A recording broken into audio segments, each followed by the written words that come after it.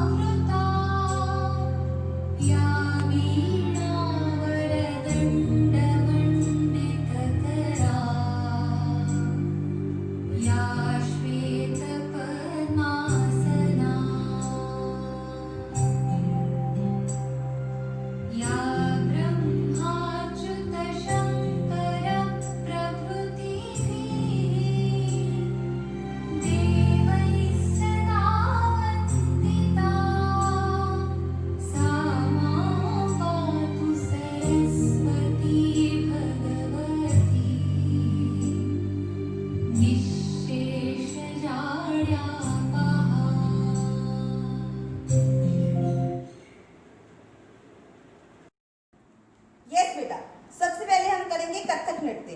कथक नृत्य आपको पता ही है, कथक नृत्य उत्तर प्रदेश का एक शास्त्रीय नृत्य है।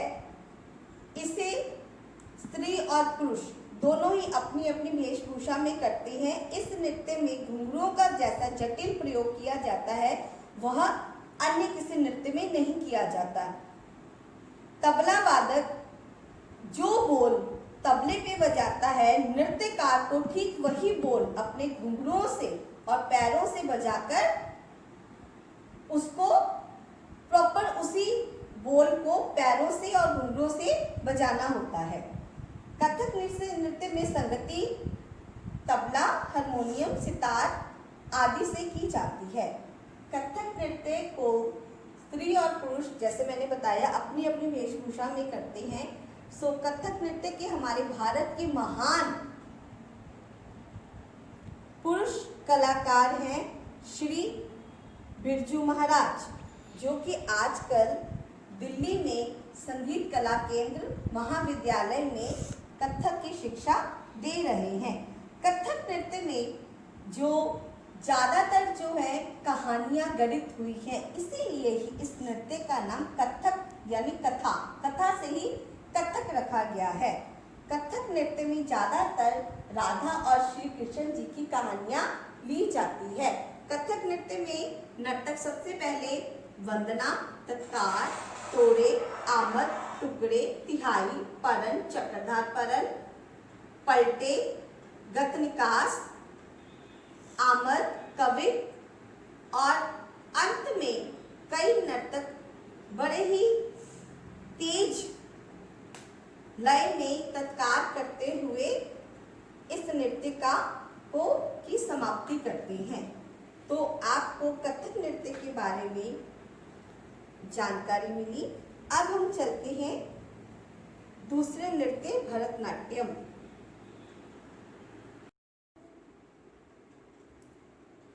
हमारा दूसरा नृत्य है भरतनाट्यम, तमिलनाडु। यस, भरतनाट्यम शास्त्रीय नृत्यों में से सबसे पुराना नृत्य भरतनाट्यम नृत्य है। भरतनाट्यम नृत्य भी सामूहिक या एकांगी में किया जाता है। अगर इसको सामूहिक में किया जाता है तो इसकी संख्या होती है 3 या 3 से 5 नर्तक इसको सामूहिक यानी ग्रुप में करते हैं। भरतनाट्यम नृत्य में संगति मृदंग से की जाती है और कर्नाटकी गीत गाए जाते हैं। इसमें मुख्य 7 चरण होते हैं। सबसे पहले अल्लारिपू। अल्लारिपू का मतलब है कि ये भगवान की स्तुति से ये नृत्य शुरू होता है। फिर जैतीस्वरम। जैतीस्वरम से गीत स्टार्ट होता है। फिर शब्दम। फिर सांस्कृतिक श्लोकों के साथ भगवान की वंदना और हस्त मुद्राओं से जो है नृत्य किया जाता है। वर्णम। उसके बाद पद संचालन स्टार्ट होता है। पदम, ये इसका 5वां चरण है। इसमें श्रृंगारिक भावनाओं की प्रधानता रहती है। उसके बाद है तिल्लाना।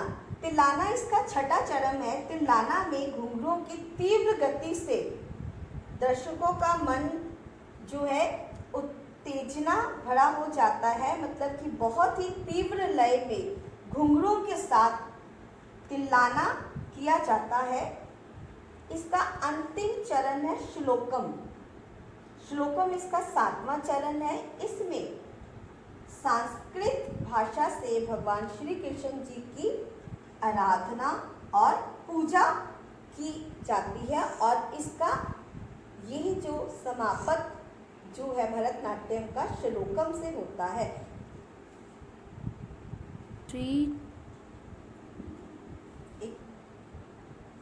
भरतनाट्यम नृत्य को जब स्त्रियां करती हैं तो ये मराठा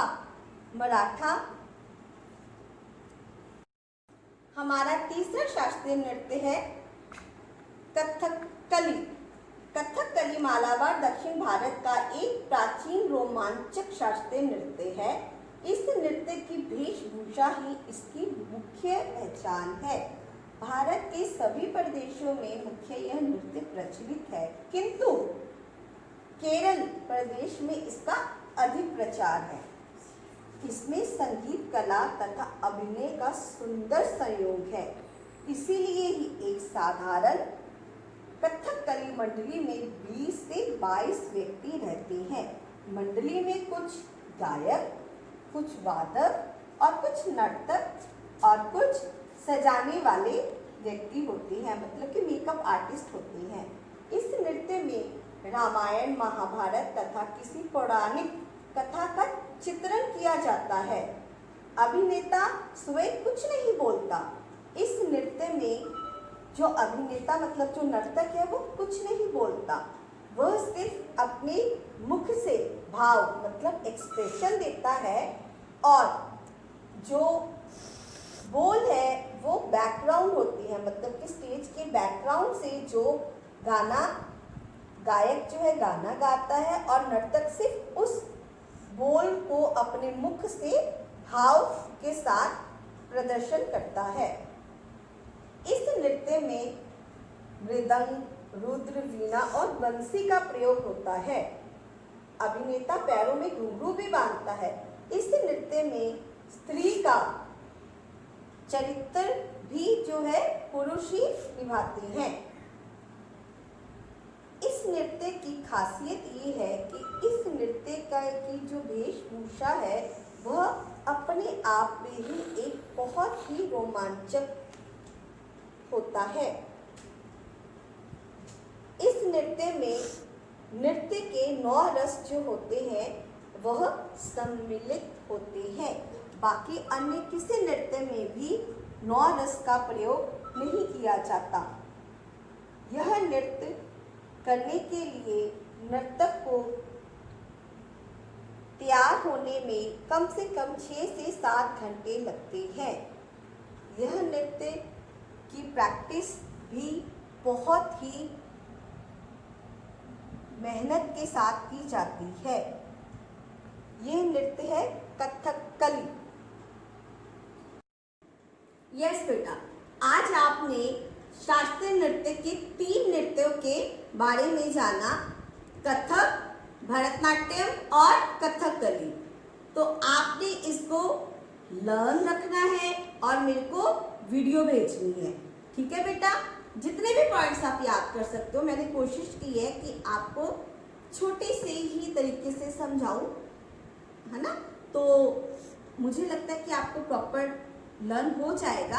आपने इन तीनों नृत्यों की अच्छे से सुनकर आपने मुझे लर्न करना है और मेरे को वीडियो भेजनी है। ठीक है बेटा, और कल 15 अगस्त है। आप सभी को हमारे इस स्वतंत्र दिवस की शुभकामनाएं।